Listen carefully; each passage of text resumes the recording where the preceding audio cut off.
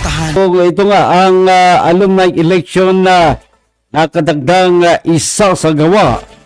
CSU alumni election ay ito'y isa sa gawa mga kabangsamoro. Ito'y ata ang report ni Boys 19, Melran Boys 29 at Badrudin Bilong. Pang-edukasyon.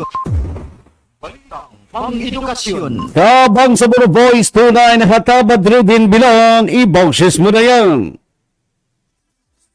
Assalamualaikum warahmatullahi wabarakatuh. Mapita Bangsamoro. Nakatakdang idaos bukas araw ng Sabado, ika-28 ng Setyembre taong kasalukuyan ang Cotabato State University Alumni Election para sa pagpili ng mga bagong officers ng CSU Alumni Association. Bago ang eleksyon o halalan ay sinagawa kahapon ang signing of the Peace Covenant na sinagawa ng COMELEC sa pangunguna ng chairman nito, Assistant Professor Amir Hussein Ahmad. Ito ay dinaluhan ng lahat ng mga party na binubuo ng 6 na partido na pinangunahan ng kani-kanilang mga presidente sa bawat party. Ating pakinggan ang ilan sa mga naging mensahe ni CSU President Professor Dr. Sema Dilna sa isinagawang Peace Covenant signing kahapon, kung saan kanyang nabanggit ang halal na halalan. We believe that this election, as I mentioned during the General Assembly of the Association, that from the word halalan, we will make it as halal election. If this should not be a model, one of the model elections in the Bangsamoro Autonomous Region, Muslim Mindanao, ipakita natin ang imahe ng ating university na tayo ay mga professionals, tunay na alumni ng Cotabato State University. Ayaw ng kaguruhan, ayaw ng pagsasamantala, ayaw ng marahas na pamamaraan para lamang manalo. Ibig sabihin, huwag na tayong gagawa ng kabalastugan, pandaraya, dahil ang dinaraya natin ay ang ating sarili at ang future ng ating mga kabataan. Dahil ang isang alumni officer, lalong-lalo ng presidente, ay may boses, may initiative sa Board of Regents ng University. Napakahalaga ang isang alumni officer, lalong-lalo na ang presidente. Pero hindi lang yan ang ating iniisip. Kung baga parang pag-aagawa natin ang posisyon.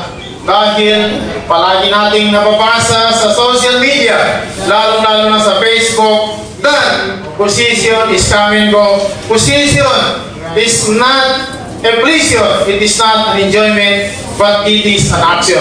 Atin naman pakinggan ang ilan sa naging mensahe ni Vice President for Administration and Finance Dr. Abunawas Pendaliday. Now, your mission as part of the community development communities is ano ang role nyo na yan? Kasi where are we now? Nakuha na ng unang magulang natin isang plug, entity. Isang plug. Ngayon lang taro nagkaroon ng Bangsamoro Hip for more than 40 years. Yan ay nag-resign sa likod niyo. Itong exercises na you're just doing that all of you are mature. I don't see any problem in coming election. Kasi nung nag-elect ako dyan, sa faculty president, 98 ang 98-6. Yung kalaban mo, hindi na binuto ng sarili because of his my respect. What I'm trying to say is, develop your personality. Parang nyo mo, mga apelido. Very be careful of that. And that is a life path. Now, deeply in your mind and heart, what you're doing now is just a little payback. Tanuman sumaling mo pagbasan sa panahon. And that is the university. You are not earning here as president, as alumni president. Wherever you say, si Saudi Abubakar, kung sinabi niya, I move. Secondly mo siya. All of you are part of that ibada. Bawat presidente ng partido ay binigyan ng pagkakataong makapagsalita at ating pakinggan ang ilan sa kani-kanilang mga mensahe. 10:55 in the morning. So at this moment, so unahin natin from the Alliance for Change Party, Honorable Hashim B. Matikaya. We are committed to participate in this election with honesty, fairly, and of course credible at saka malinis.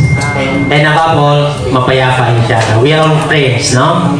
Sa tingin ko, sir, Committee Chairman, kahit dito lang itong naipon dito ng mga alumni ang magpapatakbo ng alumni ng CSU. I'm sure mas tayo kaysa sa mga ibang mga state universities sa bansa.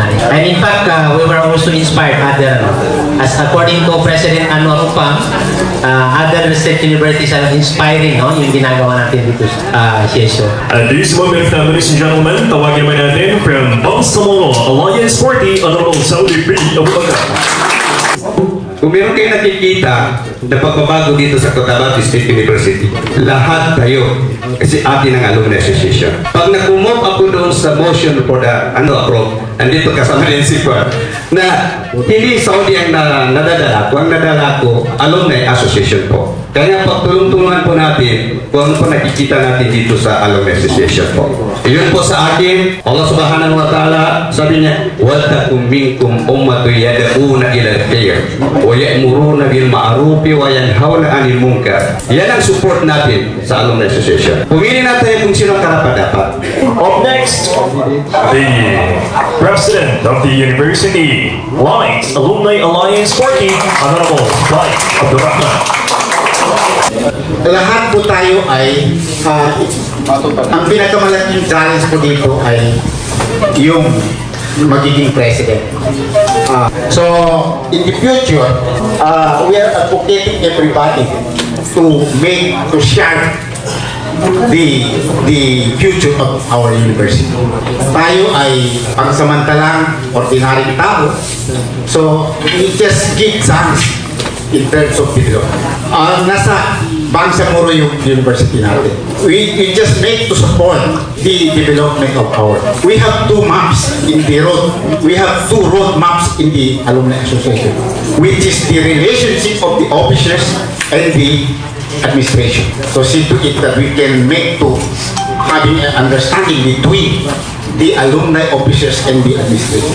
The second one roadmap is the relationship of the officers to the members. Huwag po natin iwanan yung members dahil yan po yung magluglup sa atin sa position. So, hindi natin dapat kalimutan yung lahat ng members ng alumni. Marami tayong pwedeng magawa. Bawat isa sa atin, we have a connection.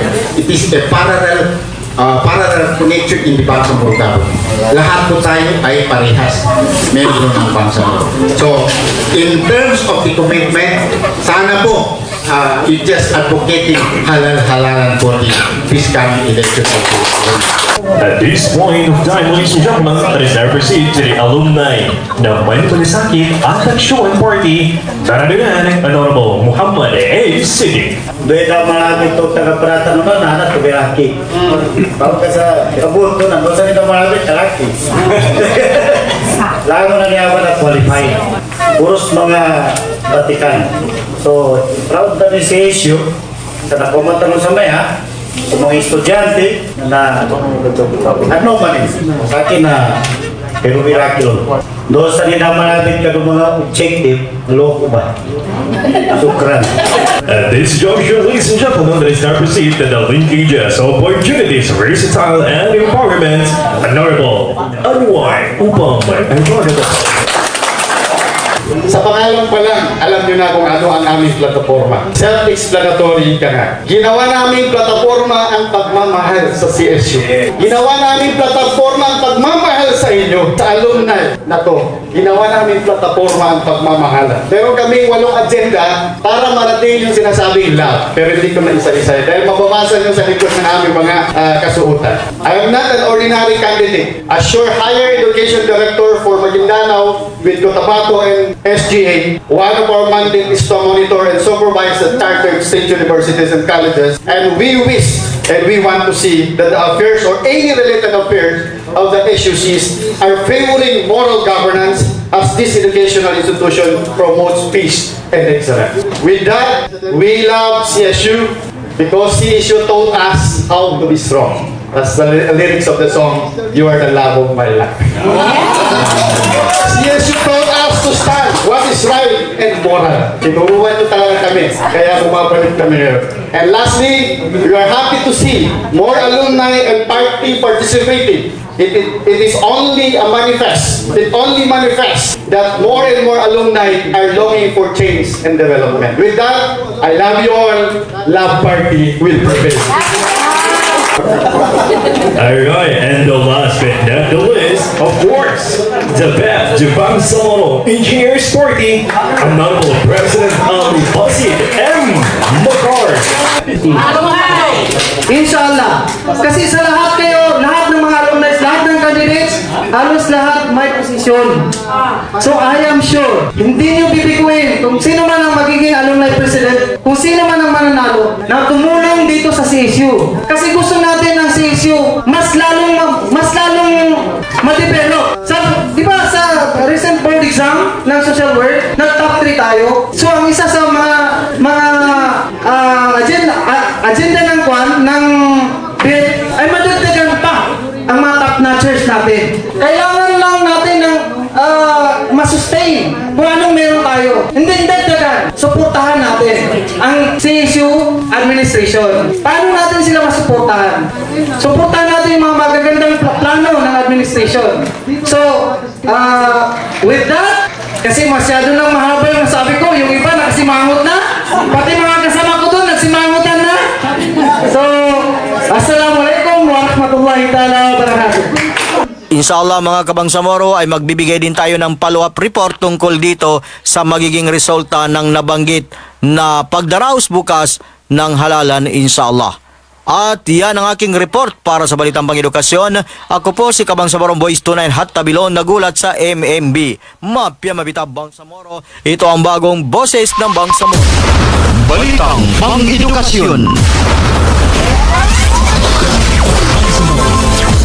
Maraming salamat Kabangsamoro Boys 29 Hatabad Rudin Bilon sa iyong binahaging napakakomprehensibong report.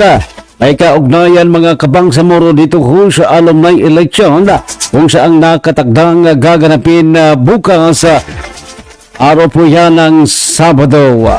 Oras po natin mga Kabangsamoro Simpilang Boys at ang Cotabato at sa buong kapuluhan ng Pilipinas. It's 32 minutes makalipas ang ika-6 ng umaga.